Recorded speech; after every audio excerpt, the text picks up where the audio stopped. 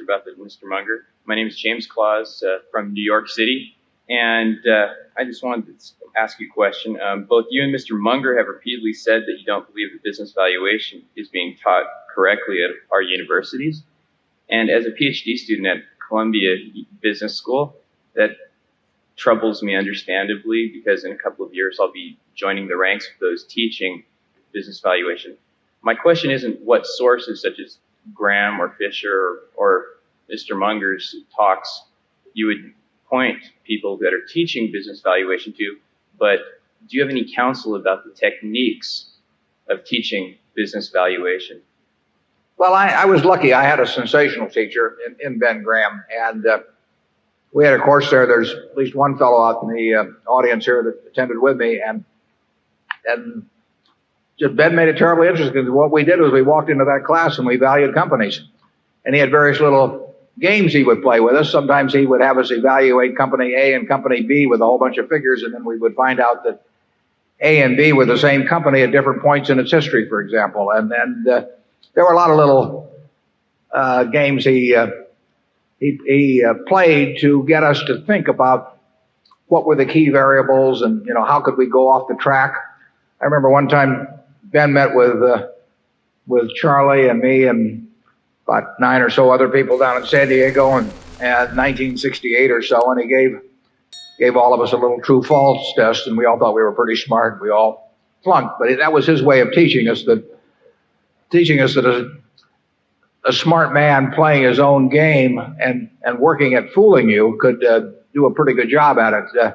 But I would, if I were teaching a course on investments, there would be simply one valuation study after another with the students trying to identify the key variables in that particular business and evaluating how predictable they were first, because that is the first step. If something is not very predictable, forget it. You don't have to be right about every company. You have to make a few good decisions in your lifetime. But then when you find, the important thing is to know when you find one where you really do know the key variables, which ones are important, and you do think you've got a fix on them. Where we've done well, Charlie and I made a dozen or so very big decisions relative to net worth, but not as big as they should have been. And we've known we were right based on those going in. I mean, they just weren't that complicated, and we knew we were focusing on the right variables and that they were dominant. And we knew that even though we couldn't take it out to 5 decimal places or anything like that, we knew that in a general way we were right about them. And that's what we looked for, the fat pitch. And that's what I would be trying to teach students to do. And I would not try to teach them to think they could do the impossible. Charlie? Yes, if you're planning to teach business valuation, and what you hope to do is teach the way people teach real estate appraising. So you can take any company, and your students, after studying your course, will be able to give you an appraisal of that company, which will indicate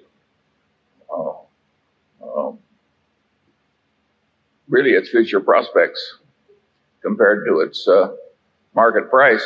I think you're attempting the impossible. Yeah, probably on the final exam, I would take an internet company, and I would say the final exam, the question is, how much is this worth? And anybody that gave me an answer, I would flunk. Right.